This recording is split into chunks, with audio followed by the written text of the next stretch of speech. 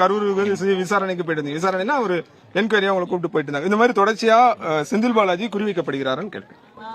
அதாவது அது நான் குறி வைக்கிறதா பார்க்கல. கரூர் சம்பவம்னா என்ன நடந்ததுங்கிறத விசாரிக்கிறதுக்காக கூப்பிட்டாங்க. நான் போய் என்ன நடந்துச்சுங்கிறத நாங்க இருந்து போய் பார்த்ததுனால என்ன கூப்பிட்டு கேட்டாங்க. நான் அதுக்கான பதில சொல்லியிருக்கிறேன். நான் கரூர் சம்பவத்தை பொறுத்தவரைக்கும் உண்மையில என்னதான் நடந்தது? நீங்க இருந்து பாத்தீங்கல்ல, இல்ல எல்லா மீடியாவும் இருந்தது, எல்லாம் இருந்தது. இருந்தாலும் நீங்க தொகுதிக்காரனா இருந்தீங்க. என்னை விட நீங்க எல்லாரும் அங்க லைவ்ல இருந்தீங்க. மதியானம் 12 மணில இருந்து நிறைய சேனல் லைவ் போட்டீங்க. சென்னையில கிளம்புனதுல இருந்து பல சேனல் வெறுங்கார காட்டி லைவ் போட்டீங்க. உங்க எத்தனை ட்ரோன் கேமரா இருந்துச்சு என்னை விட உங்களுக்கு நல்லா தெரியும்.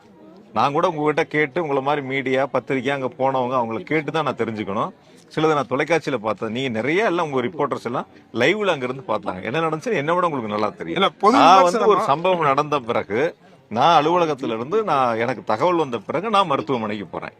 அதுக்கு பிறகுதான் நான் விசாரிச்சேன் என்ன நடந்துச்சு. அதனால என்ன விட உங்களுக்கு நல்லாவே தெரியும். இல்ல தெரியும். இல்ல அதுதான் எல்லாருமே விமர்சனமா வைக்கிறது என்னன்னா, நீங்க அந்த இடத்துல இருந்து கிளம்பி போறீங்க, உடனே இது திட்டமிட்ட முன்னாலே முன்கூட்டியே அல்லது அதாவது பத்திரிகைகள் இதுல நான் ரொம்ப மாறுபட்ட கருத்து சொல்றேன்.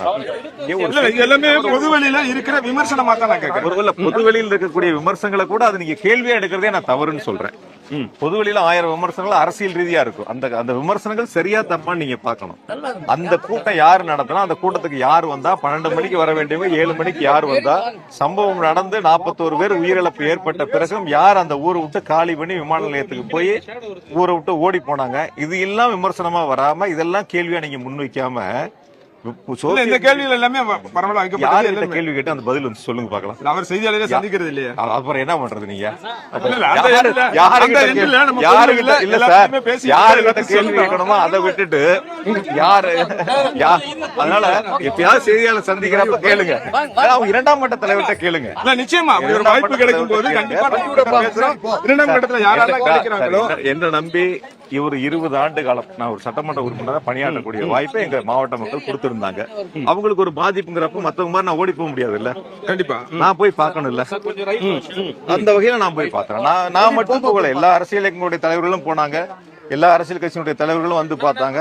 அதனால நீங்க அது பாதிக்கப்பட்ட மக்கள் யாரா இருந்தாலும் நான் போவேன். அந்த சம்பவம் மட்டும் இல்ல, எந்த சம்பவமா இருந்தாலும் நான் போய் தான் பார்ப்பேன்.